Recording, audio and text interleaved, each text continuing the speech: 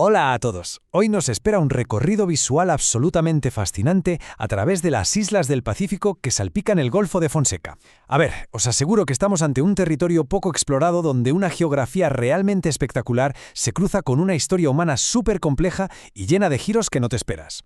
Al ir desglosando toda esta información, uno descubre rápidamente qué hace que este rinconcito del mundo sea tan cautivador. Vamos a sumergirnos en su inusual forma geológica, su naturaleza salvaje y cómo, a lo largo de los siglos, se han ido trazando unos mapas bastante intrincados. Todo esto nos va a ayudar a entender la increíble influencia que un simple pedazo de roca rodeado de agua puede tener en el destino de naciones enteras. ¡Vamos a ello! Bueno, para entender el presente siempre hay que sumergirse primero en las profundidades del pasado. Y ojo, porque aquí no estamos hablando de los típicos montoncitos de arena arrastrados por las olas, ¿qué va? Estamos ante un archipiélago de imponente origen volcánico. Su formación se remonta nada menos que a una depresión geológica masiva que ocurrió hace millones de años, allá por el período terciario. Imaginaos la escena, aguas profundas siendo interrumpidas bruscamente por la violencia del magma. La base misma de las islas que vamos a explorar hoy se forjó en un choque titónico entre el fuego y el océano. Entender esta génesis, pura roca fundida enfriada por el mar, es la clave absoluta para comprender la altitud, el relieve tan escarpado y la biodiversidad que domina todo este paisaje. Esta es nuestra ruta de hoy. 1. Orígenes del archipiélago. 2. Zácate Grande, la más extensa. 3. Isla del Tigre, joya histórica. 4. Biodiversidad de las islas menores. Y 5. Fronteras y fallo internacional. Vale, empezamos por el principio. Sección 1. Orígenes del archipiélago. Como os adelantaba antes, mucho antes de que hubiera siquiera rastro de historia humana, antes de que los imperios navegaran estas aguas o se abrieran rutas comerciales, los cimientos del Golfo Galápagos se forrujaron en un crisol de actividad planetaria súper explosiva. Esa inmensa depresión geológica del periodo terciario dejó tras de sí estas impresionantes formaciones volcánicas que hoy emergen con muchísima fuerza del Pacífico. Y a ver, esto no es un simple dato curioso de geología, es literalmente el factor que dota a estas islas de esas elevaciones montañosas y de esos suelos volcánicos súper ricos en minerales. Básicamente, es lo que dicta todo el curso de la flora, la fauna y la vida humana en la región.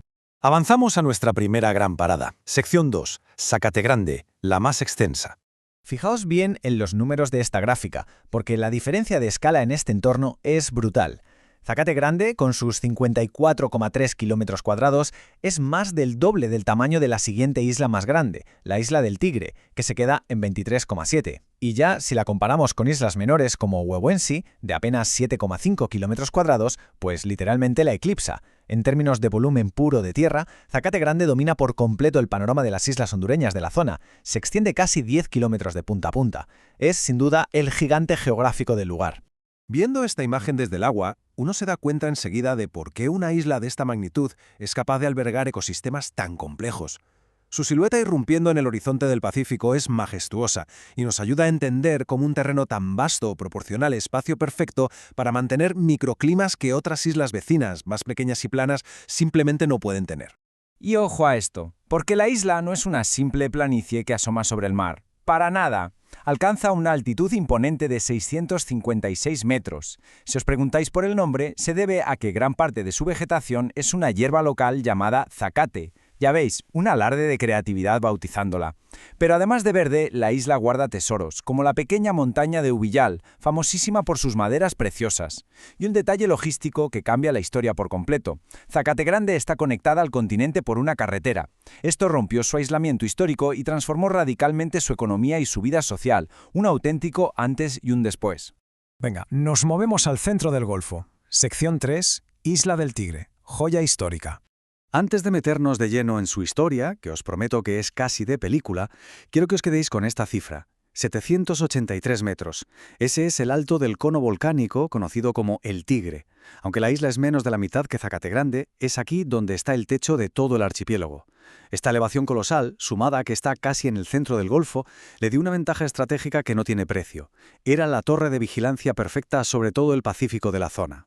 Y claro, tener esa ventaja táctica provocó un juego geopolítico digno de una serie de televisión. Originalmente, esta montaña en medio del mar era un escondite literal para piratas que acechaban a los barcos. Luego la cosa se puso seria. En la época de José Trinidad Cabañas casi se la venden a un único ciudadano británico, a una sola persona. Y para evitar que los ingleses se apoderaran de ella, la isla pasó temporalmente nada más y nada menos que a manos de Estados Unidos. En serio, una diminuta cumbre volcánica convertida en el tablero de ajedrez de las grandes potencias mundiales. Al final, todo ese drama militar y diplomático se acabó calmando gracias al comercio. Desde el siglo XIX, el puerto de Amapala se consolidó y le dio a la isla del Tigre un control económico absoluto en el sector. Donde hay puerto, hay barcos, hay dinero y evidentemente hay gente. Por eso, a día de hoy, aunque sea más pequeña que otras, sigue siendo la isla más influyente, estratégica y habitada de las aguas hondureñas del Golfo. Pasamos ahora a explorar los alrededores. Sección 4. Biodiversidad de las islas menores. Si hacemos zoom en estas zonas, el contraste es una auténtica pasada. Por un lado, tenemos a Wawensee, que es un ecosistema supersalino dominado por vegetación halófila, o sea, puros manglares en un terreno que a duras penas llega a los 100 metros de altura. Pero a poquísima distancia, islas como Exposición y Garrobo te cambian el guión por completo, alcanzan unos 170 metros y están llenas de vegetación de altura. Y lo mejor de todo, la roca volcánica allí se descompuso creando unos suelos súper fértiles, perfectos para cultivar. Es alucinante ver tanta diversidad ecológica en un espacio tan pequeño. Aparte de las paradas más grandes, las aguas de este golfo están salpicadas por una constelación de porciones de tierra minúsculas. Pájaros, almejas, vaca, conejo, tigritos, vamos, nombres súper descriptivos. Y no están ahí de adorno. Esta red interminable de islotos crea barreras naturales, altera las corrientes y forma un montón de microhábitats que multiplican enormemente la riqueza natural de todo el archipiélago.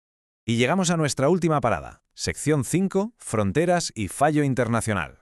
Os podéis imaginar que, con tanta isla pegada a la una a la otra en un espacio tan valioso, esto es un rompecabezas político de primer nivel. Resulta que partes clave de este mismo ecosistema, como Meanguera, Conchagua, Punta Zacate y algunas más de esta lista, no son de Honduras, sino que pertenecen a la soberanía de El Salvador. Tener islas de distintos países así de entrelazadas, compartiendo las mismas aguas a tiro de piedra unas de otras, obligaba a trazar las fronteras con precisión milimétrica.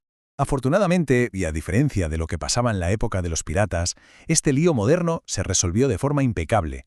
Los límites se definieron pacíficamente mediante un fallo vinculante de la Corte Internacional de Justicia de La Haya en 1992. Todo un triunfo de la diplomacia. Gracias a esto, la soberanía de cada pedacito de roca volcánica en este golfo quedó claramente establecida y reconocida por todo el mundo, poniendo fin a las disputas territoriales. Para cerrar este recorrido, creo que la historia del Golfo de Fonseca nos deja una cosa muy clara. La geografía no es solo un fondo bonito para hacerse fotos, es un tablero súper dinámico donde la naturaleza y el ser humano no paran de jugar. Al ver cómo un tribunal en los Países Bajos acaba definiendo quién es dueño de un volcán en Centroamérica, a uno le asalta una duda. ¿Cuántos otros lugares olvidados de nuestro planeta esconderán historias increíbles, donde el magma de la Tierra y la tinta de los despachos han terminado dibujando el mundo tal y como lo conocemos hoy? Ahí os lo dejo.